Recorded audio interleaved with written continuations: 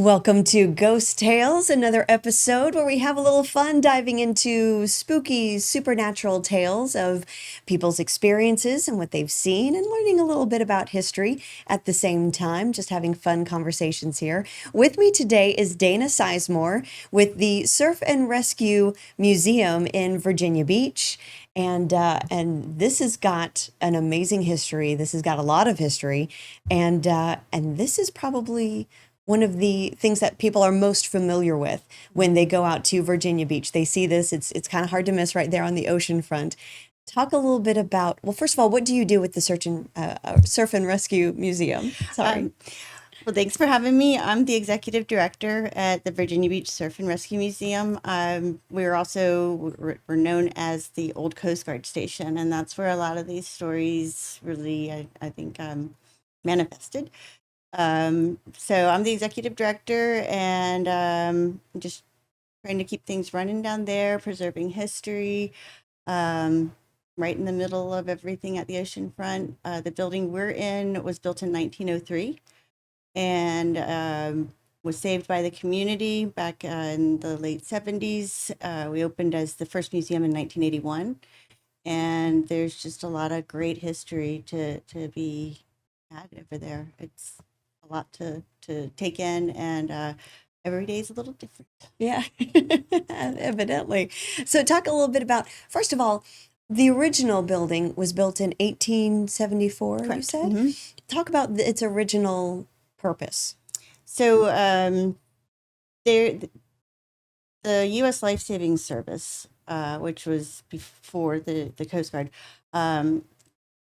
was actually from the Massachusetts Humane Society. They started setting up some places of refuge along the coastline, and leaving provisions for shipwreck victims that could make it to the beach, and then volunteers would go and check on them. Over time, it was starting to become more and more known that they needed more of these places along coastlines. And so in 1874, our station, SeaTac Station number 2, was built. There were 5 stations that were along the coast there, starting with Cape Henry all the way down to False Cape. And I think Cape Henry might be the oldest, or excuse me, Damneck Mills, which was the third one, might have been the youngest, or the 1874 was built, and 1871 was built over in that time frame. So there was a lot going on with the shipwrecks and the men who served there. And was this kind of the beginnings of like the Coast Guard type of as we know it today? Yes. So these folks, their motto when they signed on was, "You have to go, but you don't have to come back," and that's literally what that was their mindset. So they had the surf rescue boats, other types of ways to try to rescue folks from the ships, and often work together with the community and volunteers as well as the other stations along the coast.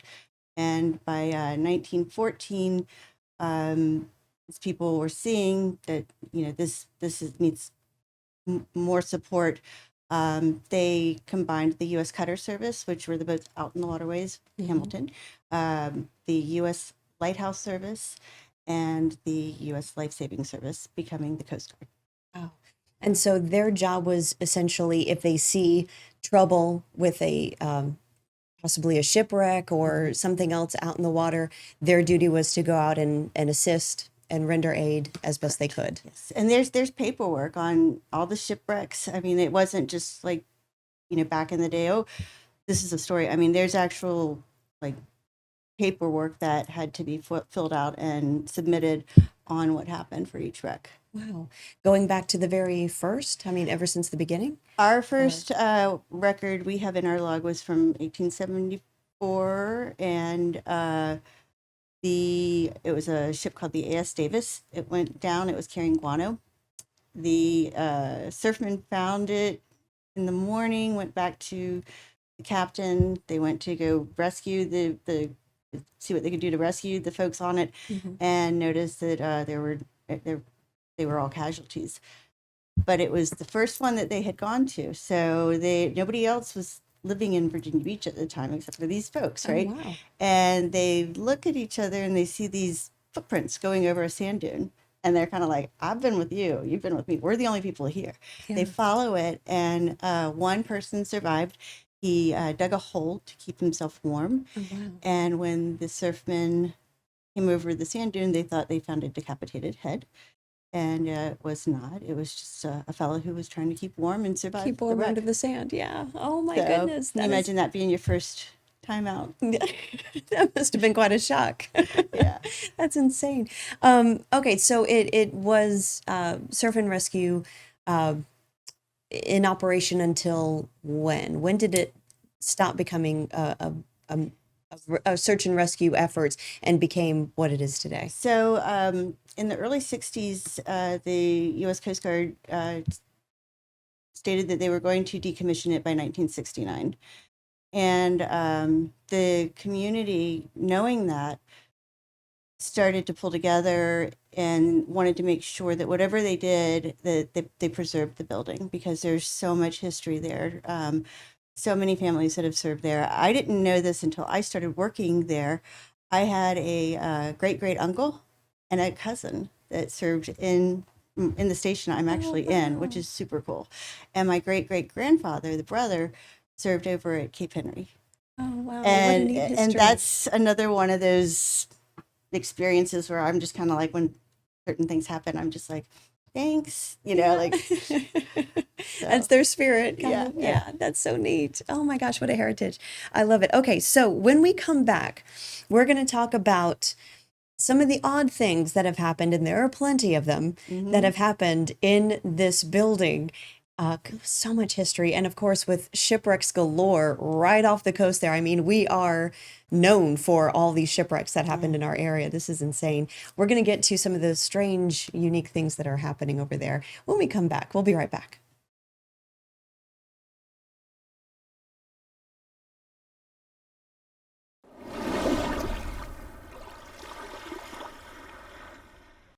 Welcome back to Ghost Tales. We've got Dana Sizemore here from the Surf and Rescue Museum in Virginia Beach.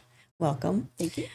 We've talked a little bit about the history of the Surf and Rescue Museum, what it was originally used for, helping those who were maybe experiencing a shipwreck, those men who came ashore needing help, and all that. And because of that, we have a lot of history and paranormal things going on with the Surf and Rescue Museum. Talk a little bit about, well, let's talk about the attic Okay. and what's coming from there because I mean, everybody knows in this area we had so many shipwrecks. These men going out to help and render aid, they must have been just overwhelmed with these people coming by and the bodies of the men who didn't make it, right? So Hmm. what did they decide to do with these So bodies? I've been told a couple things. One, that the bodies were carried up into the tower, which if you've ever walked up into our tower, that's pretty insane. And the other was that they take them up into the attic. I still thought that was a little bit of a stretch, but I actually talked with somebody that wrote a book and spent a lot of time at the museum, and as well as his late wife. And he said, well, they were able-bodied surfmen. Of course, they could carry a body up the stairs, and you couldn't leave them outside. Hmm. So if you couldn't get them to the morgue in Norfolk right away, that's what they did with them. Wow. Uh, So now, what do people hear when they're at the museum? Is there what's coming from the attic? so personally, I really like the attic. I'd love to have an office up there. Great view. It reminds me of my husband's grandmother's old attic in Norfolk. Oh. Um, but other people feel kind of creeped out up there, and I've had way more than one person tell me they felt like something brush across their neck. Um, when I first started working there, we were bringing items out of the attic that just to make sure that they were properly being stored and good temperatures and things like that. So we pretty much emptied out the attic. And when I first started doing that, when I would come down the stairs, it was always really foggy when I would kind of, and at first I thought it was my eyes, but about a month into this, I was like, there's something, and then I'd go through it. And Well, when we got everything out of the attic, it stopped. And I just don't really know how to explain that. That's interesting. Maybe something attached to the items that you were taking I down, guess they or were pleased that we got the stuff out, and I don't know. I've had other people say that they've heard. We had a intern who did not know the story of the dictator, and some people say that there's a child. They hear a child crying, and that it's young Carl, the Jorgensen's son, and and talk a little bit. And I yeah. covered a little bit about this in a report that I did back in October about the dictator. Kind of talk about the who was on the dictator, who may still be around. Well, yeah. Well, Andrea, the person that was the intern, I asked her. She didn't like going up in the attic, and I asked her, why, and she said, I swear I've heard it more than twice now. Like I hear a child crying, and I'm kind of like, I didn't want to tell her that this what other people think that is. But yeah, so that was a very sad shipwreck, but it also had a lot of good that's come out of it too, with the relationship between Moss, Norway, and the city of Virginia Beach, Yes, which they still celebrate every year around the time frame of the shipwreck. because they have a corresponding statue, and we Correct. have a statue. What was her name? The The Norwegian lady. the Norwegian Yeah. lady, the captain's wife. Well, Well, the figurehead was just the original figurehead. I'm not sure who it was modeled after. I know a lot of that's a symbolism. For their, sailors are very superstitious, yes. and so like that ship had the figurehead, which was a woman, and then on the stern it had a lion's head, Hmm. and the figurehead was found shortly after the wreck, and the manager at the Princess Anne Inn just had the piece erected in front of them, in front of the hotel, and over time people would take pictures on it, and they were chipping away at it. So there was a big storm coming through, and the city decided they were going to put it in a garage, keep it safe, and then work on it. While it was in the garage, lightning struck the garage, and when they went to recover whatever was in the garage, there was no evidence of her in there, Oh, not wow. even burned. Wow. So some people say she was buried, some people say she was burned. We joke and say we're going to open up a wall in the museum and she's going to fall out, but it's just. But we do have a couple pieces of the original figurehead Right. in the museum. And the statue that's there nearby the Surf and Rescue Museum, that's kind of because they have a corresponding statue over in Norway, They do, correct? yeah. And they say that they kind of look at The each sister other, statues, the sister yes. statues. Yeah. And it was it the captain's wife and son who were on Yes. board with Yeah, them, so and they both they perished. passed, yeah. Yes, and so they believe it's that little boy that's Mhm. crying. Yeah, and like I mentioned, the reports, all these wrecks, they were documented. So we actually have letters like from the surfmen, what they witnessed and what happened. And some of them just wrote so well. I mean, you feel like you're there. You can hear the wind. You can hear the sorrow in their Wow. voice, and it's just, yeah. That's neat. And so talk a little bit about the haunted fan moving that you've seen that unfortunately we don't have video of, Right. but it did exist at one time. So we have this old fan that I got, and it's not one that you can plug in. It's that old. Like if it doesn't, it's not safe. And we just have it on display, kind of, just for fitting in with the museum. And one of the gals that I worked with was working on some files, and she got another one of the gals that we worked with and said the fan just moved, and the fan was not plugged in. It was like it's from like the 50s, and basically the head of the blades went doop, doop, and we had that on video, and you can see where it wasn't plugged in. It was the strangest Oh, thing. wow. And yeah, so Has it happened ever since, or that was the only? Oh, no, crazy. but Sammy was. We think maybe she was.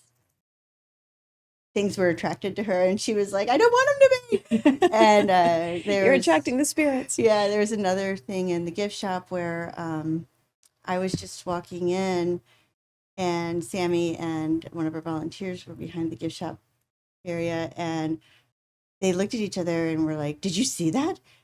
And there's this wooden chair that we had that had like a backpack in it, and the chair went up and sat back down. And that one, I tried to look at the video in that, and we could see right up to where everybody was looking at it, and then a green line goes across, and then it picks up where they, it was done. So, Oh, that's spooky. All right. Well, okay, we're going to take a quick commercial break. And when we come back, we're going to talk about something that's happened in the women's restroom. mhm. And we'll talk a little bit about more about what's been seen around the museum. This is so interesting. All right, stay with us. We'll be right back.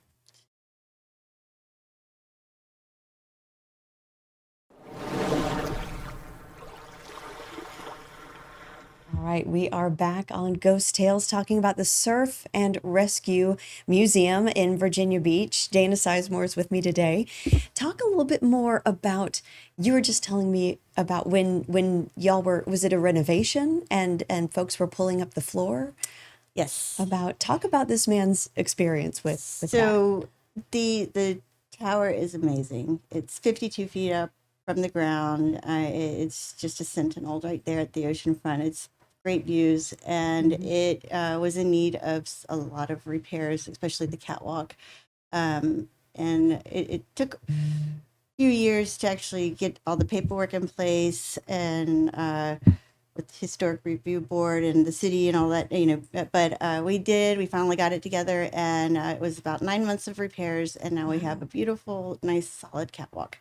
And when they were pulling out the damaged wood, basically from the 1930s, I think it was replaced in 33, they moved the tower from the middle of the building to a corner. They actually found a piece from a flare gun, an empty pack of old cigarettes, something else. But what was the most interesting was one of the fellows that was working up in the tower. When he was done pulling up the flooring, he told his boss that he needed a little bit of a break. And she was like, "Are you okay?" And he said, "Yeah." And he kept rubbing his neck. And she's like, "Are you feeling okay?" And he said, "Yeah." And he walked away, and he turned around and he goes, "I swear when I was up in the tower, somebody was touching my neck the whole time I was pulling up the wood." So, That's so crazy. yeah. So, Like not in a menacing way. no, Not like, no, just touching. Yeah, everything that I've seen, that I've experienced, has been so benevolent. It's kind of almost fun, like you're just like, "Oh, okay," Okay.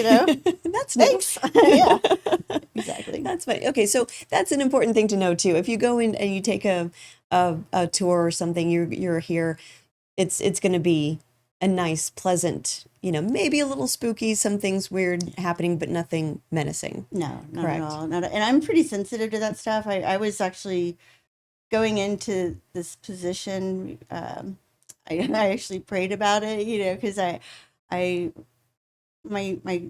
I'm there to be a steward of this building, and keeper, and honoring what these folks did. And I didn't want to turn it into something that it shouldn't be, or that gets carried away and isn't honoring them. And yeah, it's I mean, I can go in there pitch black, and I'm pretty good. Yeah. Okay, good, good. And talk about, okay, you've not told me anything about this. I just saw this in notes, women's bathroom. What Yes. happened in the bathroom? Okay, so when I first started, well, let me back it up. I had been there for some other events prior, and there was I take it back. There was something a little weird about going into the women's bathroom. I don't know why. I wasn't frightened. It was just like, meh, just hurry up and get out. But it was like just in the back one stall. Mhm. And I didn't share that information with anybody. Because I didn't want to turn it into something it wasn't. Other people go, oh, that'd be too. And I was got the job, and I still good friends with a person that was my boss at a physical therapy clinic, and she and I opened a clinic together, and it was really wonderful. And I asked her if she would want to come and pray over the museum with me when, after I got this position. And of course, she said, yes, I'd love to. And she lived on 24th Street. And many, many years before this job ever, me and this relationship with the museum and any of this happened, we would meet in front of the museum and we would run together and, joke around, oh, that place is haunted and that kind of stuff. Yeah. And so anyways, so Beth and her family came in, and we did the tour. We didn't talk about ghosts, anything creepy. They had 2 younger children at the time. And she said, well, we were there about an hour. She's like, is there any particular area that you want to pray in before we leave? And her daughter, who I think was like 9 or so at the time, was sitting on a chair in the gift shop, and she went, that bathroom's freaking me out. And I had not told anybody that. Yes. So Beth, she's really, really tall, and her husband's also extremely tall. So funny. the 3 of us corral into the bathroom and said our prayers. And it wasn't, it was not asking for anything to go away. Again, it was just about guidance and being, honoring what these folks did. And I've been fine ever since then. I did, however, we have these silhouettes of some of the surfmen. You'll sometimes see one up in the tower. And we have one of Captain Barnes, who was there in the up until the 1930s, I believe. And there's an alleyway, and just to kind of cover the window and catch people off guard walking down the alley, I put him in the window. So that sometimes freaks people out when they walk in and they see the silhouette right there. But he was a great guy. So. Oh, good. Okay, we'll talk about if people want to come down and check out the museum. How can they do that? Where can they find information about the ghost tours that they'll be starting soon, right? On our site, it's Virginia Beach Surf and Rescue Museum. We will put things on Instagram, Facebook, so if you want to follow us on those. There's plenty of parking usually at the 25th Street garage. Depending on what time of the day you get there, there's some good off-site parking as well. And we're open Wednesday through Saturday, 10 to 4. We don't like to tell people no if they want to come in and see something, so we do the private tours. We also are available for like venue rentals. We do a lot of promotion ceremonies for not just Coast Guard, but other people in the military and retirement, and personal things too. So yeah, that's very neat. Okay, and so people can find everything online, and the tickets are, well, they're free, but you rely on donations. Yes, right now. Yeah, very much so. All right. Yes. So go check out the Surf and Rescue Museum. It's so hard not to say search and rescue. It is. And Surf they and do rescue. a lot of searching. They did. Right, so. they did, and they may still be searching today. Yeah. So, all right, go and have your own experience at the Surf and Rescue Museum at Virginia Beach. It's a lot of fun, and say hi to Dana while you're there. All right. Thank you so much for joining us. Thank you, Dana. And we'll see you next time on Ghost Tales. Thank you.